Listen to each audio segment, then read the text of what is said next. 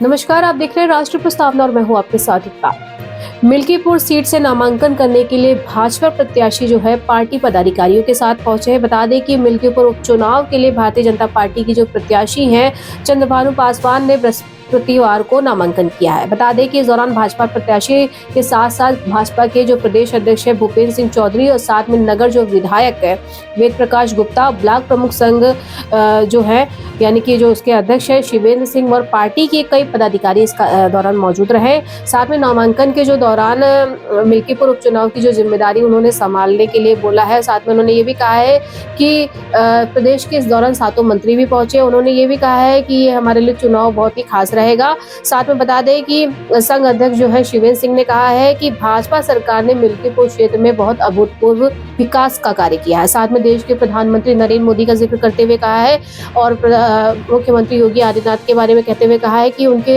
नेतृत्व में इस तरह विकास के कार्य होते रहे। साथ में विकास की बदौलत जो है केंद्र और प्रदेश में भाजपा की सरकार बनी है। साथ ही मिल्कीपुर के मतदाता विकास के नाम पर इस सीट पर भाजपा को ही मतदान करेंगे। राष्ट्रीय प्रस्तावना के लिए अयोध्या से अंकुर पांडे की रिपोर्ट।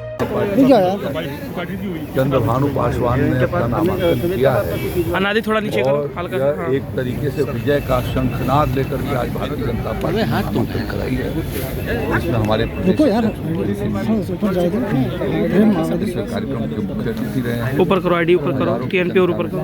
आए और आकर के उनका उत्साहवर्धन किया और आज नामांकन हुआ है और भारतीय जनता पार्टी एक रिकॉर्ड मतों से यहाँ पर कमल खिलाएगी और हम पूरा विश्वास है कि अब तक के सारे रिकॉर्ड तोड़ेगी और कमल के फूल खिलेंगे। जो लोक विधानसभा है उससे कैसे निपटेंगी भारतीय जनता पार्टी? देखिए, संविधान के मुद्दे पर कांग्रेस पार्टी एक्सपोज हो चुकी है। कांग्रेस पार्टी और पीडीए ये दोनों की साठगांठ, जिसने हमेशा कानून का और संविधान का अवहेलना किया। 1975 में देश के ऊपर इमरजेंसी कांग्रेस ने थोपा, उसके साथ समाजवादी पार्टी खड़ी रही है। दुर्भाग्य ये है कि जिन कांग्रेसियों ने मुलायम सिंह यादव जी को जेल में भरा था आज उन्हीं के साथ उस अनाचार के साथ खड़े हैं उनके सुपुत्र अखिलेश यादव जी। यही दुर्भाग्य है देश का। और अब ये जनता समझ गई है कि ये लोग सिर्फ जो है वो अफवाहों को पैदा करना चाहते हैं। अफवाह एक बार चलती है, बार बार नहीं चलती। और जनता के दिमाग साफ हो चुका है कि ये किस तरीके से लोगों के हकों पर डाका डालते रहे हैं। सरकारी खजाने पर डाका उन लोगों ने डाला, परिवारवाद को प्रोत्साहित किया। ये जितने परिवारवादी हैं कांग्रेस पार्टी और समाजवादी पार्टी परिवार के अलावा कुछ नहीं देखते। और समाजवादी पार्टी ने यहाँ पर भी मिल्कीपुर के भीतर परिवार के ही अवधेश प्रसाद जी के लड़के को खड़ा करके इसको पुष्ट कर दिया है कि वो बिना परिवार के अलावा वो कुछ देख ही नहीं सकते। ये इंडिया गठबंधन ने स्पष्ट किया है कि राष्ट्र कौन सा गठबंधन है इंडिया का? वही उन्होंने कहा राष्ट्रीय स्तर पत्रकार हैं जी। दिल्ली में कांग्रेस पार्टी और आप जो गठबंधन के हिस्सेदार हैं क्या वो एक साथ लड़ रहे हैं? ये सिर्फ लोगों को भ्रम पैदा करने के लिए चुनाव आता है तो माहौल बनाते हैं कि हम इकट्ठा हैं। चुनाव खत्म हो जाता है तो इलेक्शन आता है तो यूनाइटेड और ख़त्म होता है तो डिवाइडेड। और तब आपस में तू मैं और जूता पहचान करते हैं कि तुमने हमारी मदद नहीं की, तुमने हमारी मदद नहीं की, तुम्हारा वोट हमको नहीं मिला, हमारा वोट तुमको नहीं गया। यही तो पंचायत दिन भर सालों साल करते हैं। न उनके पास नीति है, न कोई उनके पास उद्देश्य है और न कोई उनके पास योजना है। वो अनावश्यक तरीके से लोगों को भ्रम पैदा करके और कोशिश करते हैं। और इसीलिए अभी उन्होंने महाराष्ट्र के भीतर, हरियाणा के भीतर जिस तरीके से ये हारे हैं और वहाँ पर भी गठबंधन जो है वो बिखरा हुआ रहा। महाराष्ट्र में भी नहीं इकट्ठा लड़ सका और हरियाणा में भी नहीं लड़ सका। वो क्या गठबंधन की बात करेंगे? मोदी जी, हमारे श्रद्धेय अटल बिहारी वाजपेयी जी ने 34 पार्टियों के गठबंधन की 6.5 साल सरकार चलाई और कोई जो आपस के भीतर मन मुटाव नहीं हुआ। आज मोदी जी 11 वर्षों से अपने एनडीए गठबंधन पूरा बहुमत होने के बावजूद भी हमने अपने साथियों का सम्मान किया, साथ लेकर के चले।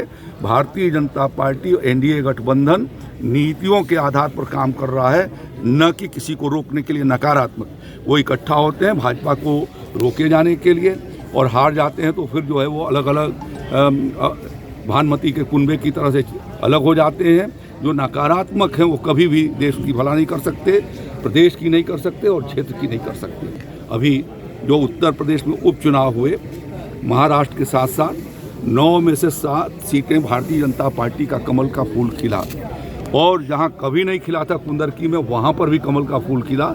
अब की बार मिल्कीपुर में भी कमल का फूल खिलेगा और भारी मतों से वहां की जनता का आशीर्वाद भारतीय जनता पार्टी को मिलेगी।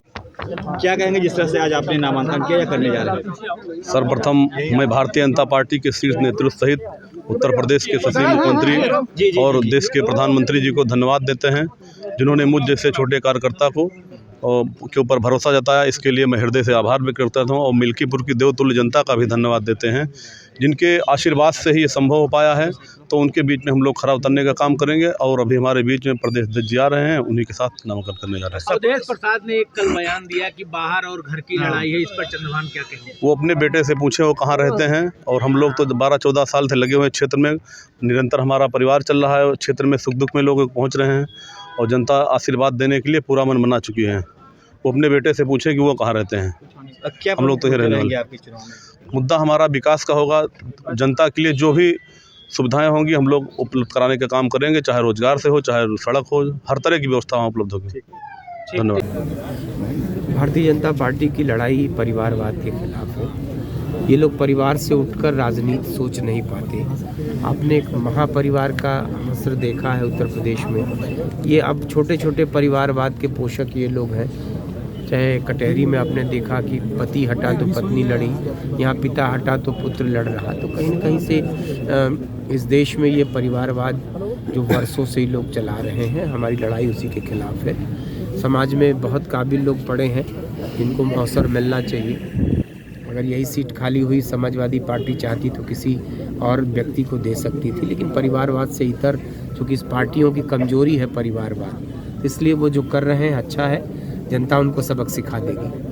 समाजवादी ये भी कह रही कि घर तो निर्णय चुनाव में हो जाएगा, परिणाम आएगा तो आपको पता चल जाएगा कौन घर का है कौन बाहर का है। तो ये सब बड़ी छोटी बातें हैं और इसकी चर्चा करना खुद बाहरी है। उनका गांव आप देखिएगा तो आपको लगेगा कि वो भी बाहरी है। तो इसलिए ये सब छोटी छोटी बातें हैं, चुनाव में इनका कोई महत्व नहीं है। परिणाम महत्वपूर्ण होगा और वो आपको लगेगा कि ये सब सारी बातें गौड़ हो गई इसमें। ठीक है। रहने वाले उदौली के हाँ। और जिस प्रकार से एक परिवारवाद समाजवादी पार्टी चला रही है, बहुत ही हम लोग निश्चिंत हैं कि एक रिकॉर्ड वोटों से हम लोग जीतने जा रहे हैं, इसमें कोई दो राय नहीं है। और अभी हमारे एक बार फिर मिल्कीपुर में कमल का फूल बहुत तेजी से खिलेगा।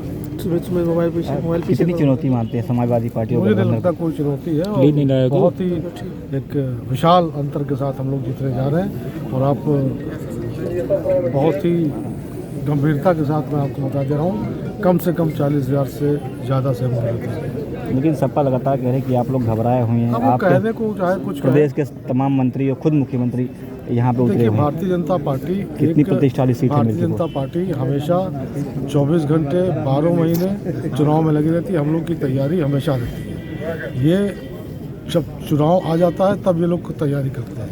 हम लोग हमेशा चुनाव के मूड में रहते हैं और हमारी कैडर बेस पार्टी है। हम लोग का एक एक कार्यकर्ता लगातार 24 दिन काम करता है और कार्यकर्ताओं के बल पे ही हम पूरी हमारी इतनी बड़ी आज विश्व की सबसे बड़ी पार्टी भारतीय जनता पार्टी है। और आदरणीय योगी जी के नेतृत्व में और आदरणीय मोदी जी के नेतृत्व में पार्टी का विस्तार ही हो रहा है और निश्चित तौर पर हम लोग ये चुनाव जीतेंगे। हमारी जीत होगी। आदरणीय मोदी जी की लोकप्रियता, आदरणीय योगी जी की लोकप्रियता, कार्यकर्ताओं की परिश्रम की पराकाष्ठा और जनता जनार्दन का आशीर्वाद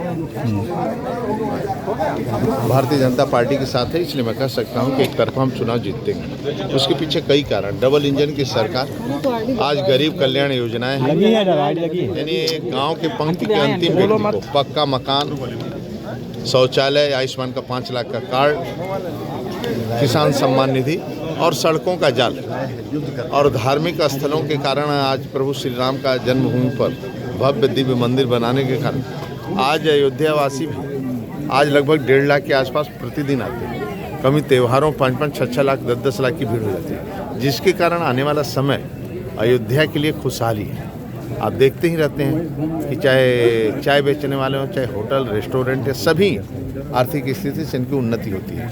इसलिए मैं कह सकता हूँ कि भारतीय जनता पार्टी का आशीर्वाद इस बार जातिवाद, क्षेत्रवाद, व्यक्तिवाद, परिवारवाद से ऊपर परिवारवाद को लोग छोड़ देंगे और भारतीय जनता पार्टी लेकिन आपके प्रत्याशी को बाहरी सांसद जी और जो स्थानीय प्रत्याशी हैं, भारतीय जनता पार्टी का अच्छा कार्यकर्ता है और कहा जाए कि एक तरह का अच्छा प्रत्याशी है जो गरीबों की सेवा करेगा।